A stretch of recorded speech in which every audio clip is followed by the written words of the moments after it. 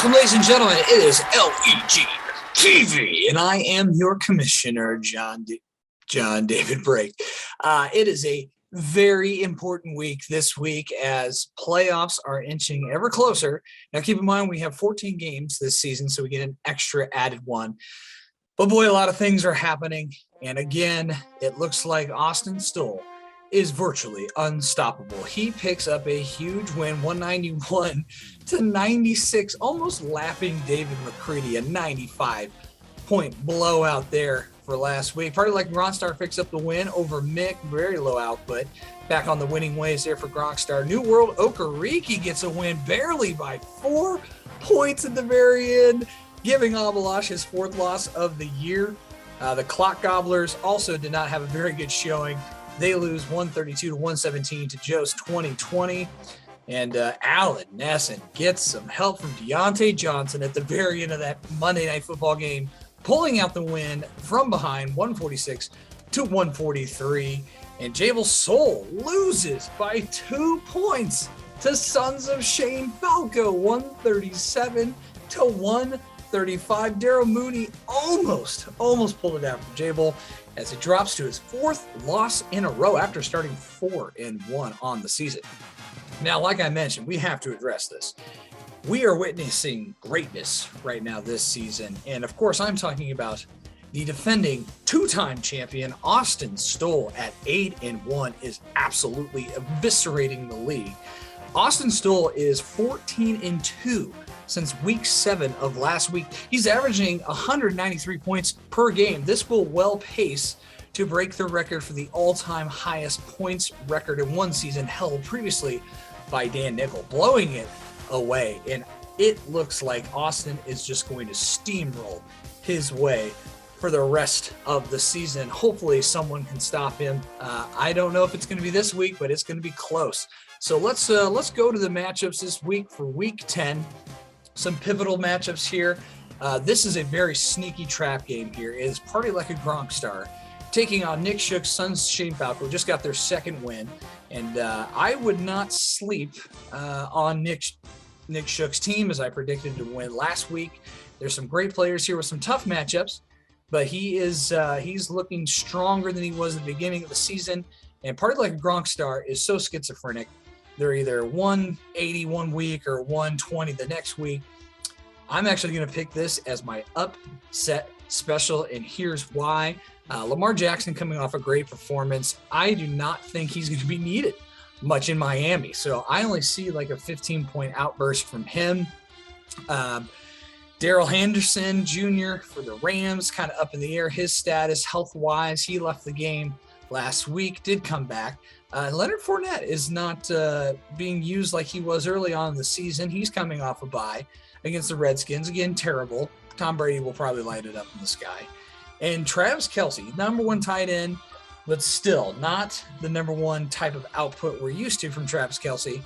But I like Josh Allen on Sons of Shane Falco, the rebound from last week's terrible defeat to the Jaguars. And now you've got A.J. Brown kicking it into full gear. And Alvin Kamara finally has been remembered as a pass catcher in New Orleans. And Brandon Ayuk is out of the doghouse in San Francisco. So I look for Nick as my upset special this week to beat me, even though I desperately need to keep pace with Austin at 7-2. Don't think it's going to happen this week. All right, let's go to another matchup. Really no implications here other than Mick needs a win.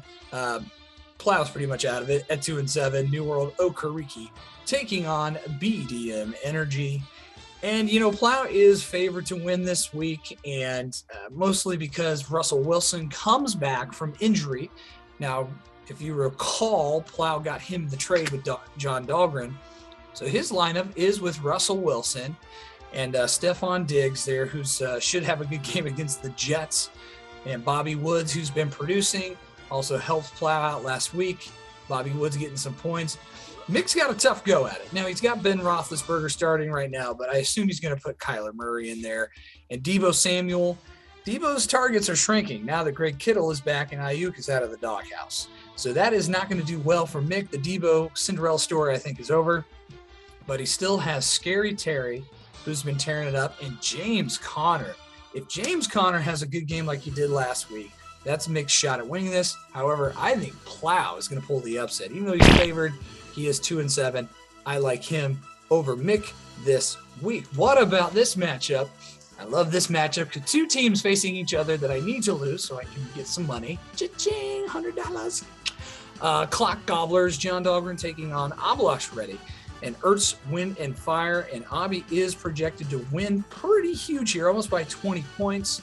And I think it's going to hold true mainly because of Michael Pittman Jr. over there on the Colts, producing big time with Carson Wentz. He's their WR1, which shows you the sad state of affairs there in Indy. I guess Myles Gaskin is finally putting up some points in Miami. That's just, again, a total crapshoot backfield. And he's going with Ryan Tannehill at quarterback. Not so confident about that, but I do like his flex play with Amari Cooper and Devontae Adams. Those are three good receivers to have right now. Pittman, Adams, Amari Cooper. I think that's enough to beat John Dahlgren's team, who he is starting Jalen Hurts that he got in the trade. What will Chris Godwin do off the bye? A lot of targets going around to other people there. And it could be a scenario where they don't need him if they score a lot early. So I do like Abby this week to take on John Dahlgren and drop him to 4 and 6. Here we go. This is the matchup that we are all waiting for. It is a rematch of last year's championship. It is Austin Stoll taking on Joe Murdock. 8-1 Dak Street Boys, 5-4 2020. And this might be the week that Austin gets caught off guard as Joe is predicted to win, and it's going to be a bloody battle. And I think this is going to come down to Monday Night Football. Let's look at Austin's team. Again, it's the same thing every week. I mean, he got a win even though Cooper and Stafford didn't produce. But my goodness, Jonathan Taylor, let's talk about it. 3 games in the last 5 where he scored over 30 points. That is his key to victory.